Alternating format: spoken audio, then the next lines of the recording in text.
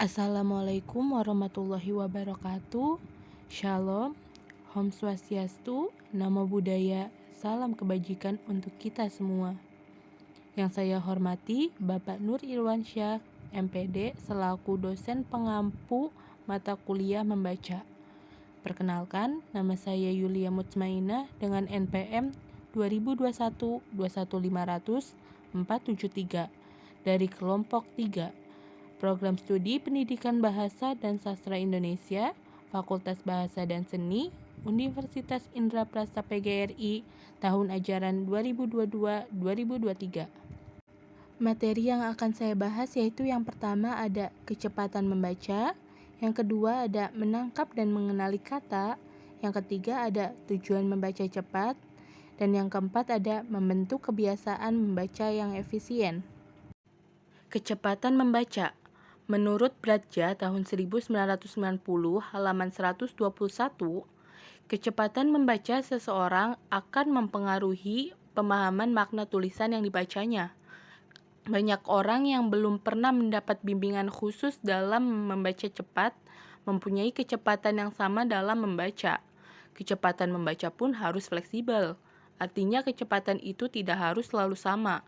Ada kalanya kecepatan itu diperlambat.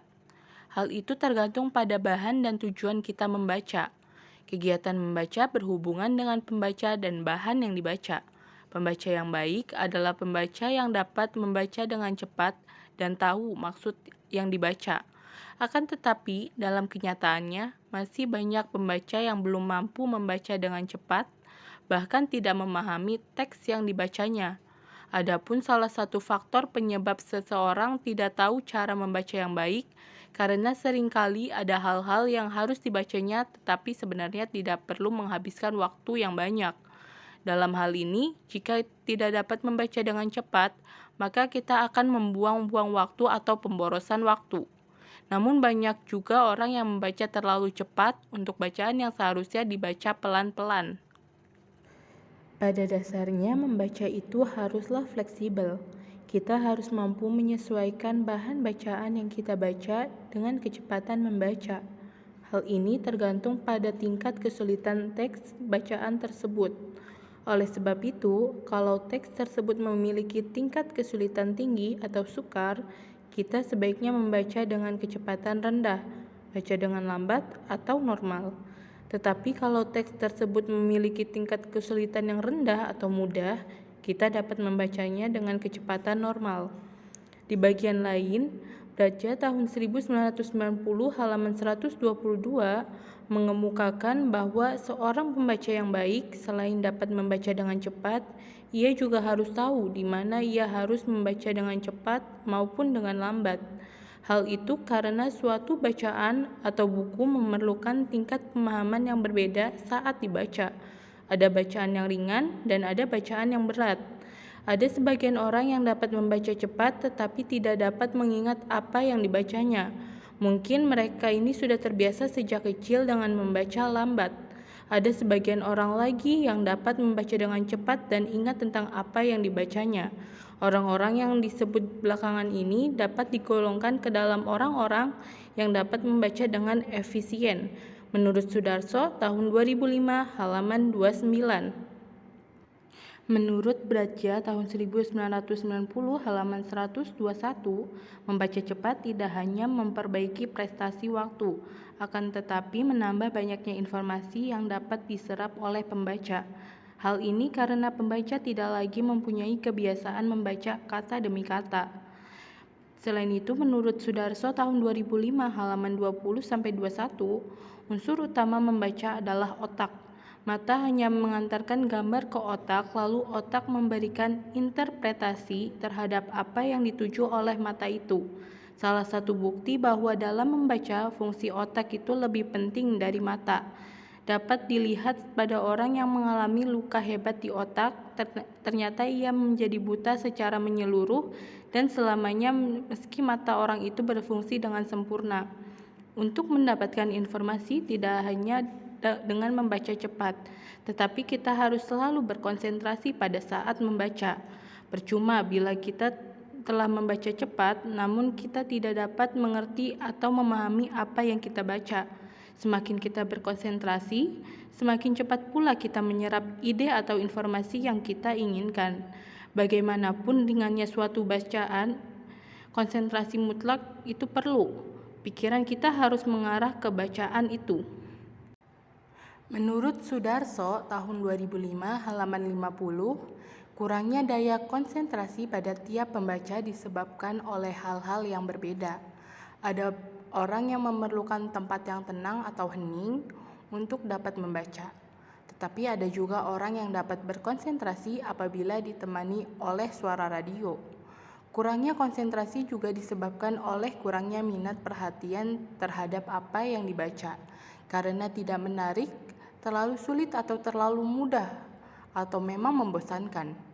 Selain itu juga ada kemungkinan orang itu belum siap membaca. Misalnya karena badan terlalu lelah atau perasaannya masih kacau atau sedih. Untuk meningkatkan daya konsentrasi ada 2 kegiatan penting, yaitu menghilangkan atau menjauhi hal-hal yang menyebabkan pikiran menjadi kusut dan memusatkan perhatian secara sungguh-sungguh.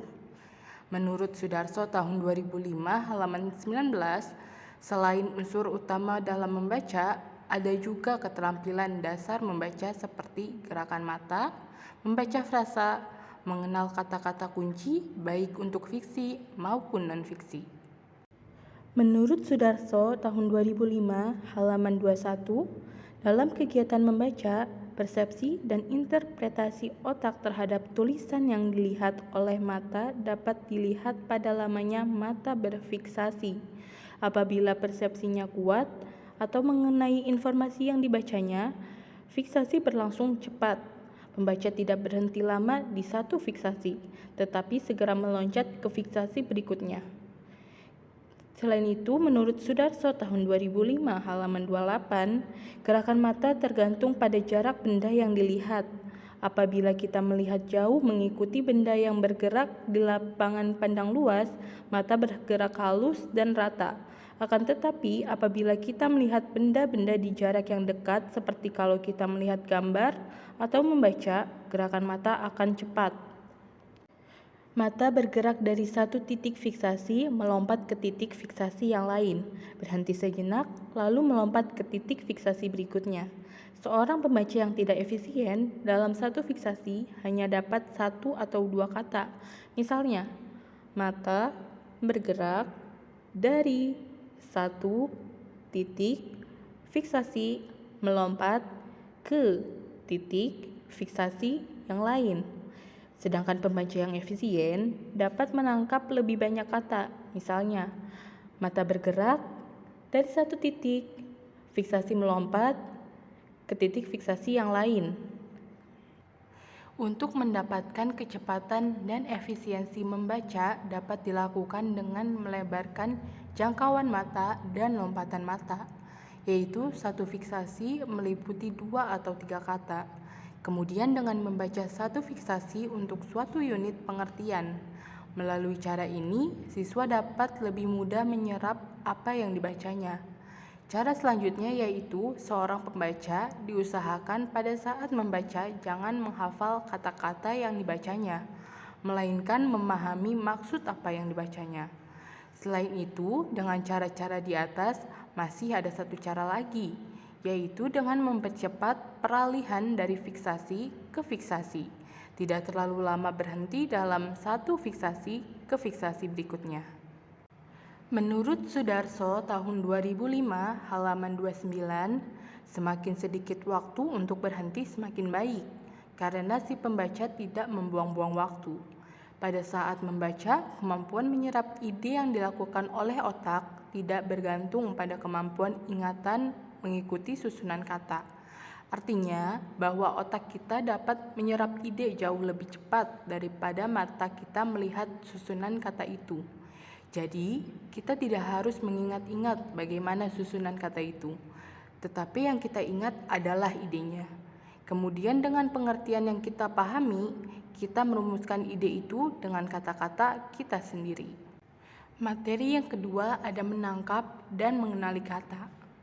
Dalam proses membaca, Mata bertindak sebagai indera penglihatan yang menangkap kata-kata dalam bahan bacaan. Kata-kata tersebut kemudian dikirim ke otak untuk dikenali sebagai sebuah kosakata, kelompok kata, maupun pemahaman sebuah kalimat. Oleh sebab itu, membaca merupakan proses menangkap dan mengenali kata-kata dalam sebuah kalimat, paragraf, dan wacana. Dalam hal ini, seorang pembaca dituntut untuk menafsirkan atau menginterpretasikan makna kata-kata yang dibacanya.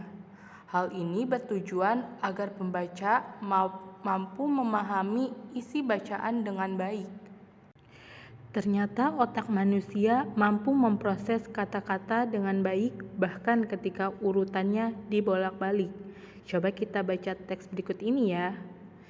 Kemampuan membaca cepat terkait erat dengan kemampuan mengenali kata. Manusia mengenali berbagai kata lewat buku dan tulisan yang dibacanya. Kata-kata tersebut disimpan dalam memori otak dan akan dikenali lebih cepat ketika ditemukan kembali pada bahan bacaan yang baru. Lebih hebat lagi, ternyata urutan kata tidak terlalu penting. Asalkan posisi huruf pertama dan terakhir tidak berubah. Anda hanya cukup mengenali huruf pertama dan terakhir tadi, kemudian dengan kemampuan luar biasa akan mengenalinya sebagai sebuah kata seperti yang Anda baca sekarang. Ini menurut riset yang pernah dilakukan Universitas Cambridge, Inggris. Sekarang kita bandingkan dengan teks aslinya. Kemampuan membaca cepat terkait erat dengan kemampuan mengenali kata. Manusia mengenali berbagai kata lewat buku dan tulisan yang dibacanya. Kata-kata tersebut disimpan dalam memori otak dan akan dikenali lebih cepat ketika ditemukan kembali pada bahan bacaan yang baru. Lebih hebat lagi, ternyata urutan kata tidak terlalu penting, asalkan posisi huruf pertama dan terakhir tidak berubah. Anda hanya cukup mengenali huruf pertama dan terakhir tadi, kemudian dengan kemampuan luar biasa akan mengenalinya sebagai sebuah kata seperti yang Anda baca sekarang. Ini menurut riset yang pernah dilakukan Universitas Cambridge, Inggris. Apa yang kita rasakan ketika membaca kedua teks tadi? Kebanyakan orang tidak akan mengalami kesulitan berarti untuk membaca teks pertama. Mungkin kecepatannya akan lebih lambat karena teks tersebut dibolak-balik. Walaupun demikian, teks tersebut masih cukup mudah dibaca dan dikenali sebagai kosakata yang telah kita kenali sebelumnya. Tulisan yang dibolak-balik tadi sekaligus menjadi bukti bahwa kita mampu membacanya. Inilah prinsip yang akan kita gunakan dalam membaca cepat, yakni mengenali kata demi kata dalam kecepatan tinggi sehingga kita bisa terus berpindah ke kata berikutnya sambil membangun pemahaman dan konteks bahan bacaan. Dalam membaca cepat, kemampuan mengenali kata adalah dasar. Ketika kita melihat sekumpulan huruf lewat mata dan mengirimkan ke otak, maka akan ada proses pengenalan terhadap kata-kata tersebut, terlebih jika kita pernah mengenal kosakata sebelumnya. Hal itulah yang menyebabkan mengapa orang yang rajin membaca memiliki kecepatan yang relatif lebih cepat dibandingkan orang yang jarang membaca karena kekayaan kosakata yang telah dimiliki sebelumnya. Dalam teknik membaca cepat, kita akan melatih kecepatan mengenali berbagai kosakata tersebut. Berikut latihan yang dapat Anda lakukan. Coba lihat tulisan pada kolom pertama paling kiri, kemudian temukan kata yang sama pada 4 kolom berikutnya. Lakukan proses ini dengan cepat dan sekali lirik. Semakin cepat dan akurat Anda mengenalinya, berarti semakin cepat pula kemampuan asosiasi Anda terhadap kata-kata tersebut.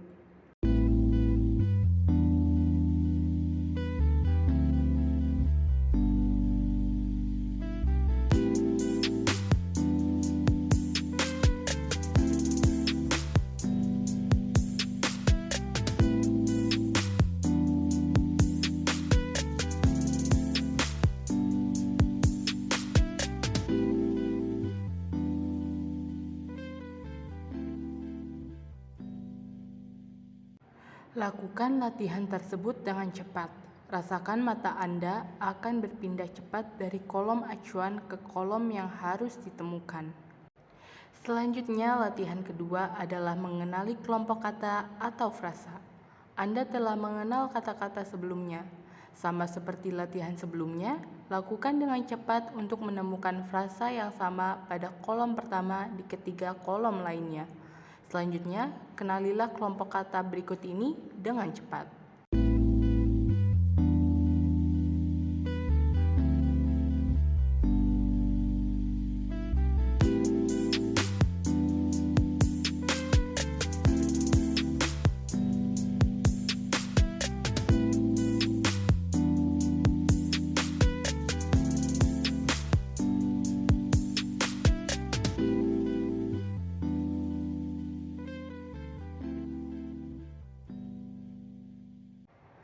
Pada dasarnya, untuk menangkap dan mengenali kata dengan cepat dan tepat, kita harus berlatih secara intensif. Apabila kita sudah terbiasa dengan membaca cepat, kita pun akan lebih mudah menangkap dan mengenali kata dengan cepat dan tepat. Selanjutnya kita masuk ke materi ketiga, yaitu tujuan membaca cepat. Menurut Tarigan, tahun 1994, halaman 27, tujuan awal diadakannya pengajaran membaca cepat kepada anak atau siswa adalah agar anak atau siswa itu dapat membaca secara efektif dan efisien, yaitu mendapatkan informasi sebanyak-banyaknya dalam waktu yang relatif singkat. Dalam hal ini, yang dipentingkan bukanlah masalah kecepatan siswa dalam membaca, melainkan tingkat pemahaman isi bacaan setelah dibaca oleh siswa secara cepat. Percuma apabila anak atau siswa dapat membaca dengan cepat tetapi tidak memahami isinya. Lebih lanjut, Tarigan tahun 1994 halaman 27 mengatakan bahwa menyesuaikan kecepatan membaca dengan jenis pemahaman yang hendak dicapai merupakan masalah yang penting karena berkaitan dengan keterampilan membaca dan keterampilan studi. Keterampilan membaca yaitu bagaimana cara seorang anak atau siswa dalam membaca suatu bacaan. Tentunya, hal itu sangat berhubungan dengan tujuan membaca, yaitu membaca untuk studi, membaca untuk kesenangan, dan membaca untuk usaha. Berdasarkan tujuan membaca tersebut, maka si pembaca atau siswa akan berpengaruh pada fleksibilitas membaca. Keterampilan membaca untuk studi berhubungan dengan bahan bacaan yang akan dibaca. Apakah bahan bacaan itu masuk pada tujuan membaca studi, membaca untuk kesenangan, ataupun untuk usaha. Dalam hal ini, seorang guru hendaknya mengajarkan si pembaca untuk dapat menentukan bahan bacaan mana yang akan dibaca. Tentunya yang berhubungan dengan informasi yang dicari oleh siswa atau pembaca. Materi yang keempat yaitu membentuk kebiasaan membaca efisien. Menurut Tampu Bolon tahun 1990 halaman 228, membentuk kebiasaan membaca yang efisien memakan waktu yang relatif lama. Oleh karena itu, usaha-usaha pembentukan hendaklah dimulai sedini mungkin dalam kehidupan, yaitu sejak masa kanak-kanak. Pada masa anak-anak, usaha pembentukan dalam arti peletakan fondasi minat baca yang baik dapat dimulai sejak kira-kira umur 2 tahun, yaitu sesudah anak mulai dapat mempergunakan bahasa lisan, memahami yang dikatakan dan berbicara. Walaupun masih pada taraf bahasa yang jauh dari sempurna menurut ukuran dewasa. Usaha yang dapat dilakukan pada tahap permulaan ini ialah merangsang daya visual anak dan motorik anak untuk sekedar mengenali buku. Anggota-anggota keluarga yang sering dilihat oleh anak membaca atau memegang buku di rumah termasuk hal yang baik untuk membiasakan giat membaca atau memotivasi untuk mau membaca. Menurut Tampu Bolon tahun 1990 halaman 29, pada usia 2,5 tahun sampai 3 tahun akan baik sekali pengaruhnya jika kepada anak diberikan buku-buku bergambar. Apalagi jika anak itu didorong untuk membuka buku-buku itu dan melihat gambar-gambar yang ada di dalamnya serta menyebut nama gambar-gambar itu. Dengan cara ini, secara tidak langsung kita dapat merangsang perkembangan otak pada anak. Pada usia 3-4 tahun, anak sudah mulai belajar mengenali tulisan. Setelah anak mulai sekolah dan dapat membaca permulaan, huruf, kata, dan kalimat, seorang anak perlu dirangsang untuk membuka dan membaca buku-buku yang sesuai dengan yang dipelajarinya di sekolah. Pada usia 4-5 tahun, anak sudah mulai bisa secara perlahan-lahan. Pada usia ini hendaklah orang tua dapat merangsang anak dengan cara menyediakan buku-buku bacaan anak-anak di rumah dan diberikan untuk latihan membaca. Bercerita kepada anak-anak sebelum tidur juga dapat menambah minat membaca anak. Setelah anak dapat membaca secara lancar, ia dapat diminta untuk membacakan buku cerita yang disukainya. Pada waktu anak sudah dapat membaca, hendaknya cara-cara atau teknik yang digunakan anak dalam membaca perlu diperhatikan, sehingga cara-cara yang tidak baik atau tidak efisien tidak berkembang menjadi kebiasaan. Pada usia ini, memang anak-anak suka membaca bersuara. Ini tidak salah karena perlu untuk menetapkan daya pengenalannya akan huruf-huruf. Tetapi perlu mulai diingatkan kepada anak-anak bahwa membaca dalam hati juga perlu, dan anak itu perlu ditunjukkan tentang cara melakukannya. Menurut Tampu Bolon tahun 1990 halaman 229, usaha-usaha seperti di atas adalah usaha yang dapat dilakukan dalam rangka pembentukan kebiasaan membaca. Dalam hal ini terutama peletakan fondasi minat yang baik dari diri anak. Jika minat yang baik itu telah terbentuk, maka fondasi kuat untuk membentuk kebiasaan membaca efisien telah ada dan anak semakin berusaha untuk mengembangkannya. Setelah minat yang baik berkembang, dengan sedikit bimbingan tentang teknik-teknik membaca efisien, maka anak itu akan memiliki kebiasaan membaca yang efisien. Lebih lanjut, Tampu Bolon tahun 1990 halaman 230 menjelaskan bahwa pembentukan kebiasaan membaca efisien pada usia dewasa jauh lebih sukar daripada pembentukan pada saat masih anak-anak.